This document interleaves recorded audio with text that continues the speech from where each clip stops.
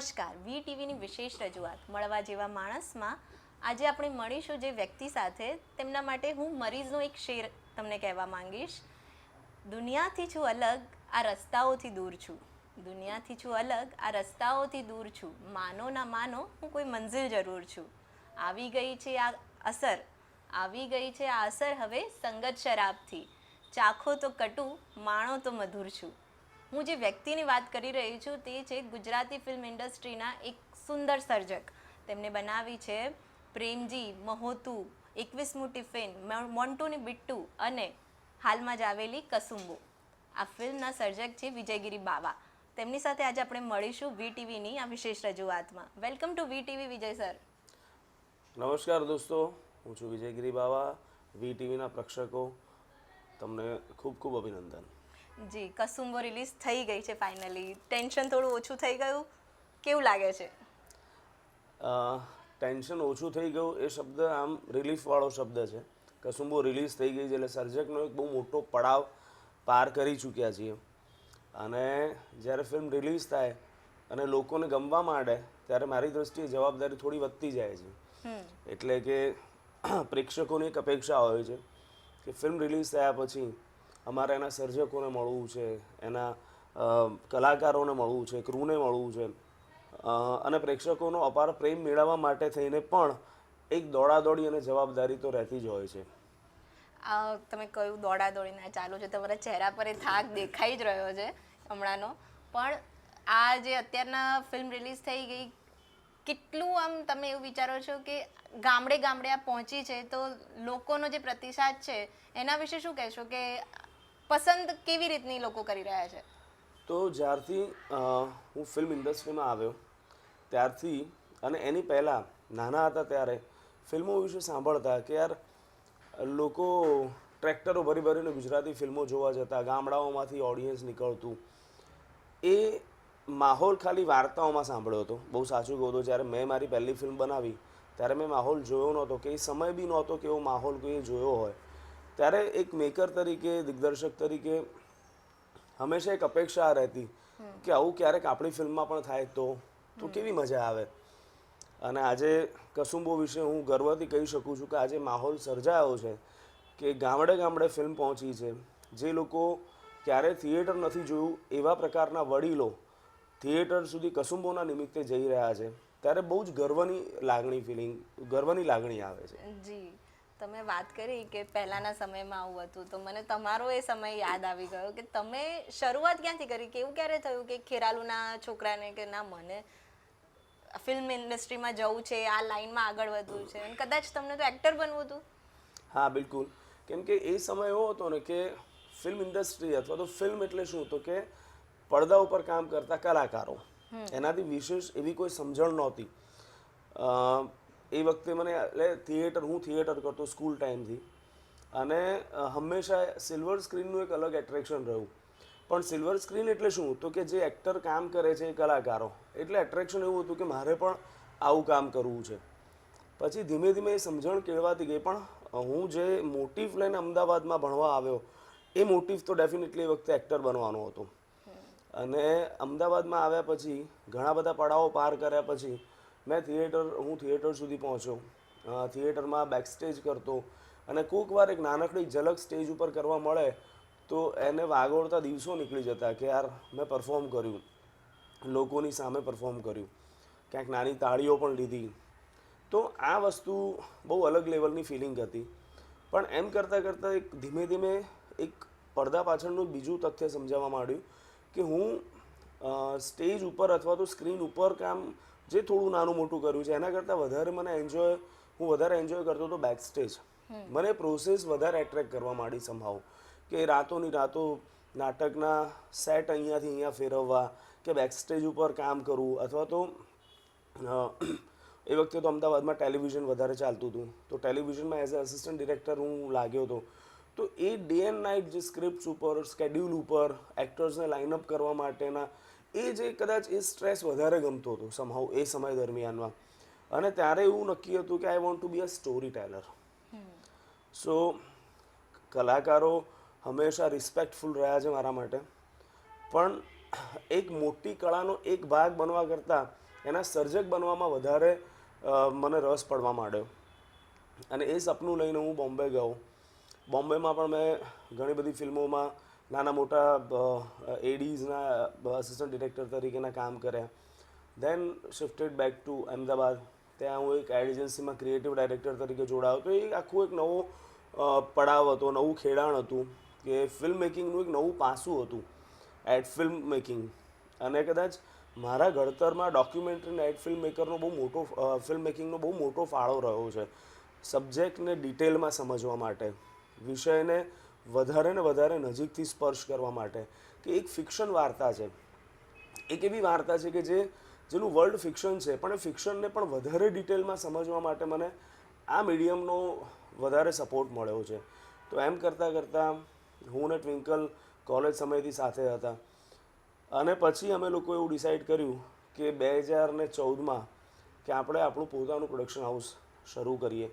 અને એ પોતાનું production house શરૂ કરવામાં એ કંઈ ઇઝી વાત નહોતી પ્રોડક્શન હાઉસ શરૂ કરવું, પણ શુભેચ્છકો મિત્રોના સપોર્ટથી અમે અમારી પહેલી ફિલ્મ પ્રેમજી લોકો સમક્ષ પડદે લઈને આવ્યા. પહેલી ફિલ્મ પ્રેમજી આવી ગઈ, પણ એના પછીની જર્ની બી બહુ અઘરી હતી. પણ એ પહેલાં કે તમને એવું કયો વિષય હોય કે તમે બુક વાંચો તો તમને એવું થાય છે કે યાર આ વસ્તુ મને સ્પર્શી ગઈ, કે આ વાર્તાનું બીજ અહીંયા મુકાઈ ગયું કે મારે આના પર ફિલ્મ બનાવી છે, એવું કયા એંગલથી થઈ જાય બુક વાંચો તો? પુસ્તકો હંમેશા મારા બેસ્ટ સપોર્ટર રહ્યા છે. અને વાંચવું એને શોખ ન કહી શકાય, પણ વાંચવું એ મારો અલગ પ્રકારનો પેશન હતો અને જરૂરિયાત પણ હતી. કેમ કે મને એવું લાગતું હતું કે મારે મારી જાતને અપગ્રેડ કરવી હશે તો રીડિંગ એક સૌથી સ્ટ્રોંગ માધ્યમ છે. તો મેં ગુજરાતી સાહિત્યમાં વધારે વાંચ્યું. હું ઇંગ્લિશ લિટરેચર સાથે મેં કોલેજ પૂરી કરી, પણ ગુજરાતી સાહિત્યનું મારું વાંચન સારું એવું રહ્યું. અને એમાં પણ જ્યારે મેઘાણી, કમા મુનશી કે પન્નાલાલની વાર્તાઓ વાંચતો ત્યારે મને સતત એવું થતું કે મારે આ વાર્તાઓ પડદા સુધી લાવવી છે કોઈ પણ રીતે. અથવા તો આ પ્રકાર, નોટ આ વાર્તાઓ એકલી નહીં, પણ આ પ્રકારની વાર્તાઓ, આ પ્રકારના કથાનકોને સિલ્વર સ્ક્રીન ઉપર મારે મૂકવા છે. પણ એ વખતના એ બધા વિચારો હતા. કેમ કે જ્યારે તમે કોઈ પણ પીરિયડ વાત કરવાની, વિષયની વિચાર કરો તો એ સૌથી કોસ્ટલી મીડિયમ થઈ જાય. તમારે વર્ષોનું ઇન્વેસ્ટમેન્ટ જોઈએ. એ ઇન્વેસ્ટમેન્ટ ફિનાન્શિયલી પણ હોઈ શકે અને તમારું પોતાનું ઇન્વોલ્વમેન્ટ પણ હોઈ શકે. તો એની પાછળ એ બેકઅપ તમને મળશે કે નહીં એ ખબર નથી. પણ હું વાત કરું પ્રેમજીની શરૂઆતની, તો મને યાદ છે કે એ વખતે, એ વર્ષો દરમિયાન, એની પહેલાંના વર્ષોમાં હું કોલેજ ટાઈમ પછી સ્ટ્રીટ પ્લે કરતો. અને સ્ટ્રીટ પ્લે મેં મેક્સિમમ કચ્છમાં કર્યા.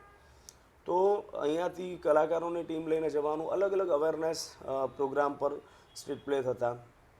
બેટી બચાવો પર હોય કે પાણી બચાવો પર હોય કે એજ્યુકેશન પર હોય. તો આ શેરી નાટકોથી મને લોકોને એકદમ નજીકથી ઓળખવાનો મોકો મળ્યો. આમ તો હું ગામડાના બેકગ્રાઉન્ડથી આવું છું, પણ તેમ છતાંય અલગ અલગ પ્રદેશો, અલગ અલગ ભાષા, અલગ અલગ બોલીઓ, અલગ અલગ લોકોને એકદમ નજીકથી ઓળખવાનો મોકો મળ્યો. અને એ વખતે મને એવું હતું કે હું મારી પહેલી ફીચર ફિલ્મ બનાવીશ ને તો કચ્છના બેકડ્રોપ પર બનાવીશ. અને એના પછી પ્રેમજી નામની વાર્તા, એક વન લાઈન મારા મગજમાં ચાલતી હતી કે આજના જમાનામાં, એટલે હું જ્યારે વાત કરું છું 2014ની, ત્યારે એ સમયે માચો, આપણા ત્યાં ફિલ્મો આવતી તો માચો મેન હીરોઝ ની એક અલગ વ્યાખ્યા સિનેમામાં છે. એક્શન હીરોઝ, અલગ અલગ પ્રકારના હીરો જોવાનું પસંદ કરે. હીરો તરીકે મારો હીરો તો આ જ હોવો જોઈએ. તો એવા કેટલાય પાત્રો મારા નજીકમાં આવ્યા, કેટલાય પાત્રોને મેં જોયા કે શું આ હીરો બનવાના લાયક નથી. તો એક એવા છોકરાની વાર્તા મારા મગજમાં આવી કે જે જેસ્ચર વાઇઝ ફેમિનાઇન છે, પણ એનામાં એક અલગ પ્રકારનું હિરોઇઝમ રહેલું છે. ને આપણા ત્યાં વેદોમાં કે આપણા કથાનકોમાં, મહાભારતના કથાનકોમાં શિખંડી કોઈનાથી અજાણ્યું પાત્ર નથી. એક યોદ્ધા તરીકે એની ઓળખાણ હતી. તો આ પાત્રને મેં એ રીતે ડેવલપ કર્યું કે જેનો એક બાપ છે જે સોકોલ દુનિયાનો સૌથી માચો મેન છે, અને એક દીકરો છે કે જેને લોકો બાયલા તરીકે પ્રોજેક્ટ કરે છે. અને એમની આજુબાજુનો એક કોન્ફ્લિક્ટ કે એની એક માં છે. તો એમાં એક ડાયલોગ છે કે મરદ બનવા મૂછો નહીં જીગર જોઈએ, ખોટાની સામે થવાની જીગર. તો you have to fight against the odd. This was the line. અને એવી રીતે પ્રેમજી ડેવલપ થઈ. તમે અહીંયા એને માની વાત કરી ને તો મને હેપી યાદ આવી ગઈ કેટલી યાદ આવતી હશે તમને, હું સમજી શકું છું, કેમ કે તમારી દરેક જર્નીમાં એ તમારી સાથે હતી. તો એના માટે કંઈક કસુંબો વખતે તમને કંઈ આમ એવું થયું કે યાર હેપી હોત ને તો આ પાત્ર તો એ બખૂબી કરી લે? Let's not talk about this. Okay, sorry. Sorry but ના ના, હું સમજી શકું છું, કેમ કે એ મારી પણ ઘણી નજીક હતી, પણ તમારી તો એ હા એટલે એક કલાકાર તરીકે નહીં પણ એક મિત્ર તરીકે અને કલાકાર તરીકે કદાચ એવા કલાકારો તમને દીવો લઈને શોધો તો હવે ના મળે. હા. ઓકે, આ તો વાત હતી ઘરની, પણ ફેમિલીની તમે વાત યાદ કરી, દાદાની ને નાનીની જૂની વાતો વાગોળી, તો એવું થાય કે ખેરાલુનું એ ગામ તમારું યાદ આવે કે અત્યારે જાઓ છો? હા, હું મારા ગામ સાથે આજે પણ વેલ કનેક્ટેડ છું અને બહુ પ્રોસેસ ચાલતી હોય કામની ત્યારે ઘણી વખત 2-3 મહિના થઈ જાય, બાકી હું દર મહિને 1 થી 2 વાર ગામડે જતો હોઉં છું. અને મારા એ જ જૂના મિત્રો, એ જ ફેમિલી મેમ્બર્સ, એ જ લોકો બધા એકદમ વેલ કનેક્ટેડ છે. હા, જે લોકો અત્યારે ગામમાં ન રહેતા હોય, ક્યાંક બીજા શહેરોમાં રહેતા હોય, તો એમને મળવાનું દિવાળી ઉપર કે ના, પણ અમારે ત્યાં એક પ્રથા છે મારા ગામમાં દિવાળીની, કે ગામમાંથી કોઈ ક્યાંય પણ હોય, દિવાળીના બેસતા વર્ષના દિવસે અમારે ત્યાં પિંપળોજમાનું મંદિર છે, તો બધા જ સવારે 5 વાગે મંદિરે જાય, દર્શન કરે, અને એ બાને લગભગ તમને બધા જ લોકો મળે. અને આ જે લોકો સ્કૂલ ટાઈમના ફ્રેન્ડ હતા કે પછીના મિત્રો છે કે બધા જ પિંપળોજ માતાના મંદિરે ત્યાંથી મળીને છૂટા પડે, પછી પોતપોતાના બીજા બધાને મળવા જાય. તો એ પ્રથા કદાચ કન્ટિન્યુ છે, ગામની એ પ્રથા છે, એના માટે એના કારણે થઈને પણ બધા એકબીજા સાથે વેલ કનેક્ટેડ છે. મારા ફેમિલી મેમ્બર્સ હોય કે મારા મામા માસીઓ કે જે બી સગાવાલા છે, તો બધા જ એ રીતે કનેક્ટેડ છે. અને અહીંયા ઘણી વખત એ લોકો જ્યારે ફ્રી હોય ત્યારે વેકેશનમાં આવે, તો we are very well connected. તમે દર દિવાળીએ આપણને વિજયગીરી એમના ગામ મળે છે. હા, દિવાળી એ ત્યાં જ ઉજવે છે. બિલકુલ બિલકુલ. જી.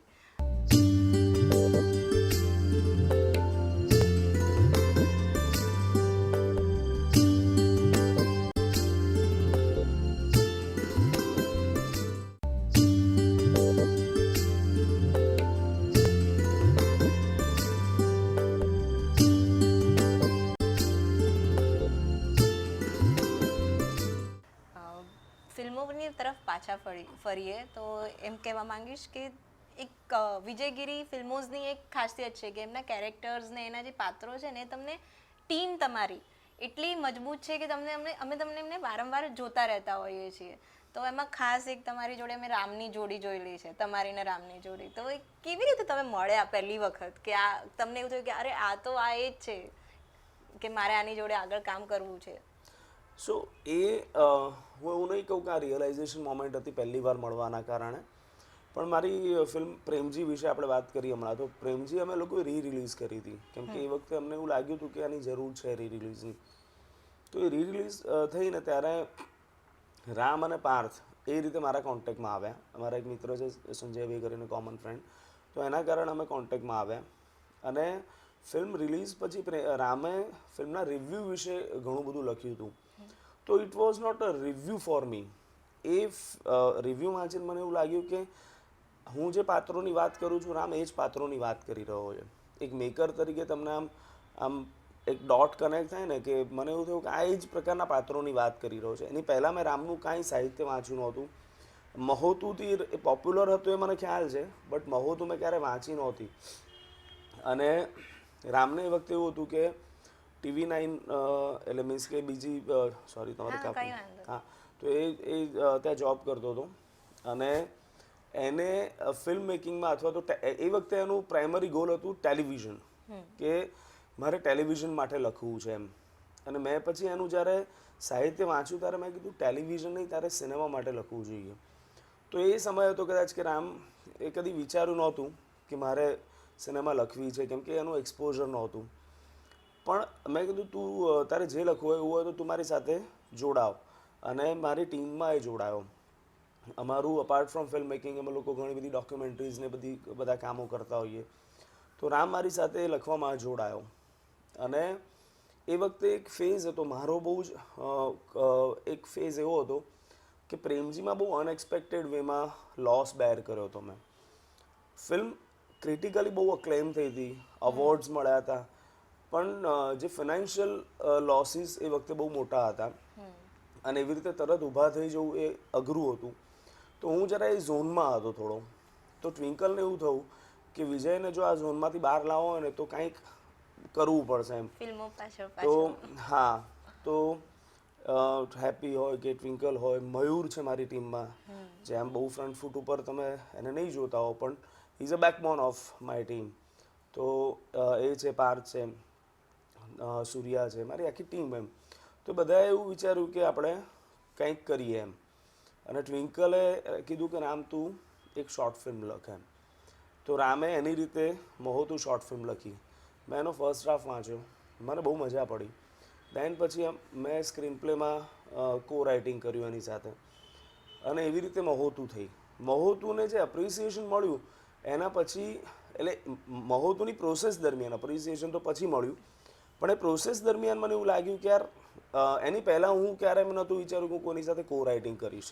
બિકોઝ મને એવું હતું કે હું મારી ફિલ્મ ભલે 2 વર્ષે પણ હું મારી ફિલ્મ જાતે લખીશ, એવું મારું તારું એવું નહોતું. પણ એક પ્રોસેસ હોય ને, તમે કે હું બહુ અલગ પ્રકારની આઇસોલેટેડ પ્રોસેસમાં બિલીવ કરતો હોઉં, તો ઓલું ડિસ્કસ કરીએ એક સીન ને પછી એક લખે, એ પ્રોસેસથી જરા મને નહોતું ફાવતું એમ. પણ મહોતું લખાયા પછી સમવેર મને એવી ફિલિંગ આવી કે જો હું કોઈની સાથે કો રાઇટિંગ કરી શકું અથવા તો મારા માટે કોઈ લખી શકે તો હી કેન ડુ ઇટ. અને એવી રીતે મહોતું રામે લખી. પછી તો અમે ઘણા બધા એવા કામો કર્યા જે પબ્લિક ડોમેન પર આ રીતે ફિલ્મ અને સિનેમાના સ્વરૂપે ન હોય, પણ એવું ઘણું બધું કામ કર્યું. અને પછી એણે મોન્ટુની બિટ્ટુ જ્યારે ફર્સ્ટ ડ્રાફ્ટ લઈને આવ્યો અને દેન 21મું ટિફિન, અને ત્યાં સુધીનું રાઇટિંગ હતું કે 21મું ટિફિન છે તો મોસ્ટ સેલિબ્રેટેડ એની શોર્ટ સ્ટોરી કે મહોતુમાંથી જ વન ઓફ ધી હતું.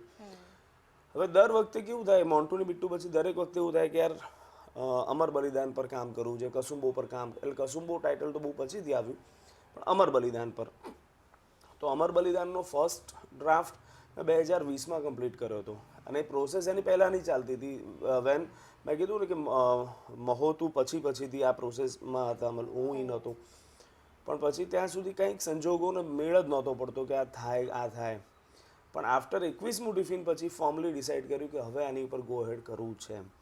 અને પછી જ્યારે ફર્સ્ટ ડ્રાફ્ટ થયો પછી અમે ચર્ચાઓ કરી, અમે લોકો ઉત્તરાખંડ ગયા આના વિશેનું ડ્રાફ્ટ કરવા. અને પછી કસુંબોની રાઇટિંગ પ્રોસેસ વિશે તો ઘણું બધું રામે બોલ્યો છે, ઘણું બધું હું બોલ્યો છું.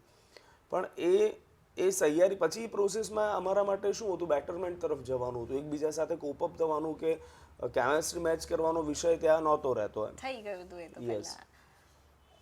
કસુંબોની વાત પર પાછા આવીએ આપણે. તમે આટલી બધું ફિલ્મ ચર્ચાઈ રહી છે, લોકો જોઈ રહ્યા છે, માણી રહ્યા છે, પણ જ્યારે ફાઇનાન્શિયલી સફળતાની વાત આવે ને તો એઝ અ ડિરેક્ટર તમે શું માનો છો કે ગુજરાતી જનતાએ શું જાગૃત થવાની જરૂર છે કે આ પિક્ચરોને પ્રતિસાદ તો એ લોકો બોલીને આપી દે છે કે સરસ છે, પણ જ્યારે થિયેટર સુધી પહોંચવાની વાત આવે છે ને ત્યારે આપણને એવું લાગે કે હજી એ લોકો કેમ ખચકાય છે. મે બી કદાચ હું આમાં પ્રેક્ષકોનો વાંક વધારે નથી જોતો. ઘણી વખત એઝ અ મેકર આટલી જર્નીમાં મને એવું સમજાયું છે અને મારા બીજા કો મેકર્સની જર્ની જોતા સમજાયું છે કે આપણે સફળતા બહુ વહેલી ડિક્લેર કરી દઈએ છીએ કે યાર વી ગોટ સક્સેસફુલ બીજા અને ત્રીજા દિવસે. જ્યારે ગુજરાતી સિનેમા જેવી સિનેમા રિજનલ ઇન્ડસ્ટ્રીમાં હું એવું માનું છું કે એ તમારે એને પકડી રાખવી પડતી હોય છે. પકડી રાખવાનો મતલબ એ નથી કે તમારે બસ રાહ જોયા કરવાની, પણ જેમ કે જે એક્સપિરિયન્સ મેં આગળની ફિલ્મોમાં કર્યો અને કસુંબોમાં કર્યો, તો કસુંબોમાં મેં ક્યારેય એવી અપેક્ષા નહોતી રાખી કે શુક્રવારે રિલીઝ થાય અને શનિવાર ને રવિવારે મારા પૈસા બહાર નીકળી જશે. મને ખબર હતી કે લોકો, કેમ કે પ્રેક્ષક તળનો પ્રેક્ષક નહીં જાગે ને ત્યાં સુધી ફિલ્મની ફાઇનાન્શિયલ સફળતા શક્ય નથી. ખાલી 4 મહાનગરોના કારણે તમે સફળતા ન નક્કી કરી શકો. બીજું છે કે જ્યારે ફિલ્મની કોઈ ફાઇનાન્શિયલ સફળતાની વાત આપણે કરીએ ત્યારે માનો કે ફિલ્મ લોકોને બહુ જ ગમી છે, એવું કોઈ નથી કે જે 95% લોકોને ફિલ્મ ગમી છે, પણ એ ગમેલી ફિલ્મ પાછળ ખર્ચો કરવા માટે એના ઘરેથી ગાડીનો સેલ કે બાઇકનો સેલ મારીને ફેમિલી સાથે જશે અને તમને આપશે, ત્યારે એ સફળતામાં ફૂટફોલમાં કન્વર્ટ થતું હોય છે. તો એમાં ફિલ્મનો વાંક કે પેલું સફળતા કરતાં લોકોની એ જે તે સમયની કન્ડિશનનું પણ તો તમારે ધ્યાન રાખવાની જરૂર છે કે કયા સમય દરમિયાન તમારી ફિલ્મ રિલીઝ થાય છે, લોકોની એ વખતની ફિનાન્શિયલ કન્ડિશન કેવી છે. તો ઘણી બધી વસ્તુઓ મેટર કરતી હોય છે ડેફિનેટલી. તો આજે ત્રીજા વીકે આપણે જ્યારે વાત કરી રહ્યા છીએ ત્યારે હું કહી શકું હવે કે now Kasumbo is getting financial ultimate success. Okay. જે મારે પહેલા વીકે ન બોલાય. ખાલી ને ખાલી સોશિયલ મીડિયાના રિવ્યૂઝથી હું એવું ન ડિક્લેર કરી શકું કે આ ફિલ્મ સક્સેસફુલ થઈ ગઈ. કેમ કે આજે તમે વિચારો કે એક ફિલ્મ બને છે, હું એક્ઝામ્પલ આપું કે 1 કરોડ રૂપિયાની ફિલ્મ બને છે, રિલીઝ થાય છે, તો એ 1 કરોડની ફિલ્મની રિકવરી થિયેટર પરથી લેવા માટે સર્જકે 3 કરોડ રૂપિયા રિકવર કરવા પડે છે. ત્યારે જેને પ્રોડ્યુસરના 1 કરોડ નીકળે છે. અચ્છા. સો તમારે એ ફિનાન્શિયલ ગણિતોને પણ એટલા જ ધ્યાનમાં લેવા પડે. પણ ડેફિનેટલી જ્યારે એક મકામ પર ફિલ્મ પહોંચે છે ત્યારે એ સફળતા એની પછી ઘણા બધા લેવલે એ સફળ કહી શકાય છે. જી. ફિલ્મ સાથે તમે સંકળાયેલા છો, કોઈ નવું વ્યક્તિ હોય કે જેને ફિલ્મમાં આવવું હોય, ભલે એક્ટર તરીકે આવવા માંગતો હોય કે ડિરેક્ટર તરીકે આવવા માંગતો હોય, તો એને શું ધ્યાન રાખવું જોઈએ નવા આવનારા વ્યક્તિ? કેમ કે ખાલી એમ જોઈને આવતો હોય કે યાર હું આ તો મને બહુ સરસ પબ્લિસિટી આપશે, લોકો મારી આગળ પાછળ ફરશે, એટલું ઇઝી નથી. તમે શું કહેશો એના માટે? બિલકુલ ઇઝી નથી, બિલકુલ ઇઝી નથી. સૌથી પહેલી મારા મતે, હું કોઈને શીખવાડી શકું એટલો મોટો નથી, પણ હું સૌથી પહેલી એક ચાવી કહો તો ચાવી, અને એ મંત્ર કહો તો મંત્ર એ છે કે પેશન્સ, ધીરજ. એના વગર શક્ય જ નથી. તમને એમ લાગે કે મને એક ચાન્સ મળ્યો, ઓવરનાઇટ હું સક્સેસફુલ થઈ ગયો, તો એ ફિલ્મોમાં દેખાય. કેમ કે કન્સિસ્ટન્સી બહુ મેટર કરે છે. ઘણા બધા એવા ફિલ્મ મેકર્સ છે, ઘણા બધા એવા ફિલ્મ એક્ટર્સ છે કે જેની 1 કે 2 પ્રોડક્ટ હિટ થઈ ગયા પછી પણ એ લોકો ગુમનામીમાં જિંદગી જીવતા હોય. તો કન્સિસ્ટન્સી મેટર કરે છે. આગળના કામ બહુ સફળ થયું હોય તો લોકોને થેન્ક યુ કરીને આગળ વધો, અને જો નિષ્ફળ ગયું હોય તો પણ લોકોને થેન્ક યુ કરીને આગળ વધો. કંઈક તો શીખવા મળશે. કેમ કે એ જર્ની છે. હું માનું છું કે સફળતા, ફિલ્મ ઇન્ડસ્ટ્રીમાં સફળતા એ ડેસ્ટિનેશન નથી, એ જર્ની છે. સંપૂર્ણપણે જર્ની છે, તમારે કરવી જ પડે. બીજું કે કેટલી બધી મોમેન્ટ્સ તમે એક પ્રોફેશનલ કરિયરમાં જ્યારે જાઓ છો, નોર્મલ કોઈ પણ પ્રોફેશનલ કરિયરમાં, તો કેટલી બધી કોમ્પિટિશનનો તમે સામનો કરો છો. આજે કોમ્પિટિટિવ એક્ઝામ હોય, સામાન્ય આપણા ત્યાં આ દેશમાં ક્લર્કની એક્ઝામ માટે હજારો લાખોની લાઈનો લાગતી હોય, ત્યાં તમે ફિલ્મના શો બિઝનેસની જ્યારે વાત કરો છો, જ્યારે એટલે 100માંથી 50 લોકો કદાચ એવું માને છે કે ભાઈ હું સક્સેસફુલ થઈ જઈશ, તો એ સમયે કોમ્પિટિશન પણ છે. પણ કોમ્પિટિશનની સામે જીતવા માટે કન્સિસ્ટન્સીની બહુ જરૂર હોય. જી. છેલ્લે એક લાસ્ટ સવાલથી હું આ શોનું સમાપન કરીશ, પણ એમ કે ફિલ્મો, ગુજરાતી ફિલ્મો સુધી હજી આગળ લઈ જવી હોય કે હવે બહુ સારા મુકામે પહોંચી ગયું છે આપણી ગુજરાતી ઇન્ડસ્ટ્રી, લોકો જોતા બી થયા છે, પણ હજી શું લાગે છે કે આનામાં સુધારો લાવવા માટે કઈ રીતનું કન્ટેન્ટ છે કે એના માટે આપણે વાત કરવી જોઈએ કે લોકો શું ઇઝીલી, જેમ મરાઠી છે કે તમે એમ બાહુબલી કે સાઉથની મૂવી કહો ને તો બી સામાન્ય માણસ બી 5 ફિલ્મોના નામ કહી દેશે કે આ પિક્ચર બહુ સરસ છે, આ પિક્ચર બહુ સરસ છે. હવે ગુજરાતી માટે જ્યારે, તો એના માટે શું કરવાની જરૂર છે? મારી દ્રષ્ટિએ કોઈ એક ફિલ્મ અથવા તો એક ઇન્ડસ્ટ્રીનું એક્ઝામ્પલ આપવું એ થોડું અયોગ્ય ગણાશે. કેમ કે આજે આપણે મરાઠીમાંની વાત કરતા હોય, સાઉથની વાત કરતા હોઈએ, તો સક્સેસ રેશિયો ગુજરાતી જેટલો જ છે ત્યાં બી. આ સ્ટેટમેન્ટ તમને ઓવરરેટેડ લાગશે, પણ ધ નંબર ઓફ ફિલ્મ્સ અને નંબર ઓફ સક્સેસ સ્ટોરી તમે મને ગણાવો નોર્થ બેલ્ટની, નોર્થ બેલ્ટમાં લોકોને ખબર હોય, તમે હમણાં બોલ્યા બાહુબલી, તમે બીજી બોલશો કાંતારા, તમે ત્રીજી બોલશો બહુ તો RRR. કોમન માણસની લિમિટેશન ત્યાં પૂરી થઈ જશે. બરાબર. હા, આપણા ત્યાં ડબ થયેલી ફિલ્મો અઢળક લોકો જેના રસિયા છે એને બધી જ ખબર હશે. તમે મને મરાઠીમાં એક નામ આપી દો, તમે જેને તમે સુપર સક્સેસ કહેતા હો. કોઈ ઇન્ડસ્ટ્રીને અહીંયા અપડાઉન કે ઓછી વધતી આંકવાનો વિષય નથી. ગુજરાતી ફિલ્મોમાં પણ આ થઈ જ રહ્યું છે. બરાબર. પણ આપણને ઘણી વખત એવું થાય પડોશીનો ચૂલો વધારે, પડોશીનું ઘર વધારે સારું આપણા કરતાં, એવું આપણને થતું હોય છે. હું એવું માનું છું કે સક્સેસ રેશિયોની આપણને હવે જરૂર નથી. રેશિયો સક્સેસફુલ માં કેવું હોય છે કે એ ફિલ્મે બદલાતો હોય છે, સમયે બદલાતો હોય. આજે આપણા ત્યાં એક વસ્તુ તો છે જ કે ગુજરાતીમાં પણ જ્યારે ફિલ્મ જો વર્ક કરી રહી છે તો ડેફિનેટલી હિન્દી ફિલ્મોના શો ઓછા કરીને ગુજરાતી ફિલ્મોના શો વધશે. મેં કસુંબમાં એ ફીલ કર્યું છે. એટ ધ સેમ ટાઈમ મેં પ્રીવિયસ ફિલ્મોમાં ફીલ કરેલું છે કે યાર કોઈક ફિલ્મ આવી હોય ને મારી ફિલ્મને દબાઈ ગઈ હોય. જ્યારે કસુંબોમાં એવું નહોતું થયું. તો હું એવું માનું છું કે લોકો જ્યારે રશ કરીને જાય છે, એમને કોન્ટેન્ટ ગમે છે તો જ જવાના છે. આમાં કોઈને એવી તમે ન રિક્વેસ્ટ કરી શકો કે ભાષાના નામે કોઈને બાંધી ન શકો કે યાર મેં તો ગુજરાતી ફિલ્મ બનાવી છે પ્લીઝ જોવા જાઓ, એવું ના હોઈ શકે. અથવા તો હા, ભાષા પ્રત્યેની અવેરનેસની જો આપણે વાત કરીએ છીએ તો મરાઠીઓને જેટલી છે એટલી ગુજરાતીઓને ઓછી છે. સાઉથ લેંગ્વેજીસ જેમ કે કન્નડા, તમિલ, તેલુગુ, મલયાલમ, એ લોકોને પોતાની ભાષા માટેનું જે પેશન છે એટલું ગુજરાતીઓને કદાચ ઓછું છે. એક સમય હતો ને કે જેમ કે સાઉથની ફિલ્મ ઇન્ડસ્ટ્રી એ સેમી પોર્ન ઇન્ડસ્ટ્રી ગણાતી હતી. ત્યાંથી લઈ અને ત્યાંના જે માંધાતા મેકર્સ એક સ્ટેજ ઉપર લાવીને મૂકી દીધી છે. તો એવું ગુજરાતીમાં તો હંમેશા સ્વચ્છ અને સંસ્કારી ફિલ્મો બની છે, પણ હજી વધારે ઇન્ટેન્સ ફિલ્મો બનશે અને લોકો એને એપ્રિશિએટ કરશે એવી હું એક મેકર તરીકે તો લાગણી ધરાવું છું. અને અમે બી ઈચ્છીએ કે તમે અમારી સાથે જોડાયા એ માટે આભાર, પણ કે અમે ઈચ્છીએ કે તમે આવી જ ફિલ્મો આગળ વધારતા રહો કે જેમાં ગુજરાતી સાહિત્ય બી દેખાય, પ્લસ લોકોને કંઈક નવું આપણા પૂર્વજો વિશે કે આપણી જે કથાઓ છે એના વિશે જાણવા મળે. તેના માટે ખૂબ ખૂબ આભાર કે અમે બી ભવિષ્યમાં તમારી આવી વધારે ફિલ્મો જોઈએ. Thank you so much. Thank you.